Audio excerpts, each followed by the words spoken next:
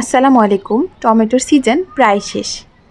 এখনও বাজারে মোটামুটি টমেটোর দাম কম, কিন্তু কিছুদিনের মধ্যেই বেড়ে যাবে। আমি আজকে আপনাদের খুব সহজ একটা রেসিপি দেখাবো। বাসায় থাকা খুব সহজ উপকরণ দিয়েই আপনারা এই টমেটো সসটি তৈরি করতে পারবেন। চলুন রেসিপিটি শুরু করা যাক।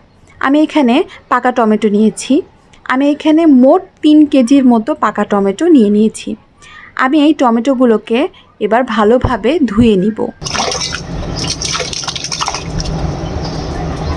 টমেটোগুলোকে ভালোভাবে ধুয়ে আমি এখানে সিদ্ধ দিয়ে দেবো। আমি এখানে কোনো পানি ব্যবহার করব না, কারণ টমেটো থেকে এমনিতেই পানি ছাড়বে। আমি এখানে কয়েক কোয়া শুকনো মরিচ দিয়ে দেবো, কয়েক ফালা রসুন এবং একটা দারচিনি দিয়ে দেবো। এরপরে আমি ঢেকে এটাকে সিদ্ধ করে নিব।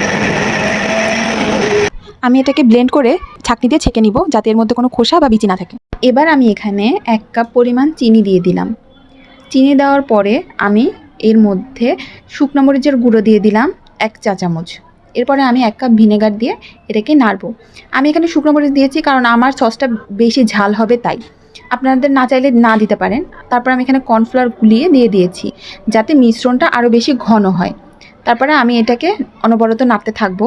যখন এটা ঘন হয়ে আসবে তখন আমি নামিয়ে ঠান্ডা করে নেব। ঠান্ডা হয়ে যাওয়ার পর আমি এটিকে কাচের জারে ফ্রিজে সংরক্ষণ করব।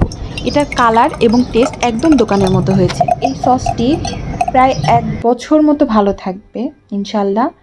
তো এই তো আমার সস রেডি হয়ে গেল। তো এভাবে যদি বাসায় খুব সহজেই সস তৈরি করা যায়, তাহলে বাজার থেকে কেনার তো কোনো প্রয়োজনই নেই। আর এটা খুব কম সময়ে কম খরচেই তৈরি হয়ে যায়। আর সবচেয়ে বড় কথা, এটা স্বাস্থ্যসম্মত।